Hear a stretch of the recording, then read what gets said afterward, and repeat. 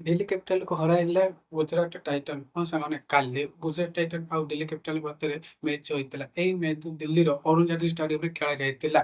ପ୍ରଥମେ ଟସ୍ ଜିତି ଦିଲ୍ଲୀ ବୋଲିଂ ନେଇଥିଲା ଓ ଗୁଜରାଟ ପକ୍ଷରୁ ପ୍ରଥମେ ସାଇ ସୁଦର୍ଶନ ଆଉ ଶୁଭମ ଗିଲ୍ ବ୍ୟାଟିଂ କରିଥିଲେ। ସୁଦର୍ଶନ ମଧ୍ୟରୁ 12 ରନ୍ ପିଟିଥିଲେ, ସେଥିରେ ସେ ଦୁଇଟି ଚୌକା ମାରିଥିଲେ ଓ ମୁକେଶ କୁମାରଙ୍କ ବଲରେ ବୋଲ୍ଡ ହୋଇଯାଇଥିଲେ। ତାପରେ ଶୁଭମ ଗିଲ୍ ଏହି ରନ୍‌କୁ ଆଗକୁ ବଢ଼େଇଥିଲେ ଓ ଜସ୍ ବଟ୍ଲର ଆସି ତାଙ୍କ ସହିତ ପାର୍ଟନରସିପ୍ ମିଶେଇଥିଲେ।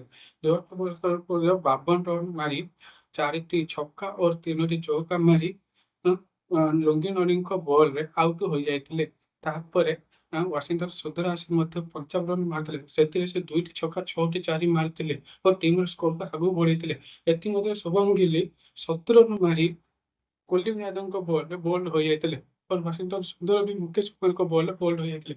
ଗ୍ଲେନ୍ ଫିଲିପ୍ସ ଆସି ଲାଷ୍ଟରେ ଗୋଟେ ଛକା ଗୋଟେ ଚୌକା ମାରି ଟିମ୍‌କୁ ଟୋଟାଲ୍ ସ୍କୋର 210 ରନ୍ 4 ୱିକେଟ୍ ହରାଇ ଟିମ୍ ମାରିଥିଲା। ତାପରେ ବୋଲର ମୁକେଶ କୁମାର 2ଟି wicket, Lungi Ngidi 1 wicket, Kuldeep Yadav 1 wicket ନେଇଥିଲେ।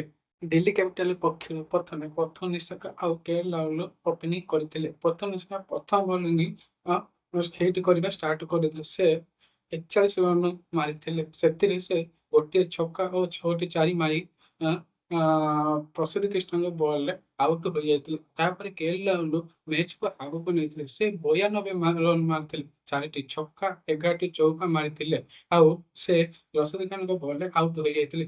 ତାପରେ ସମୀର ରେସ୍ପି ଆଉ ନୀତିଶ ରାଣା ଆଉ ଅକ୍ଷର ପଟେଲ ମଧ୍ୟ ରସିଦ ଖାନଙ୍କ ବଲ୍‌ରେ ଆଉଟ୍ ହୋଇଯାଇଥିଲେ।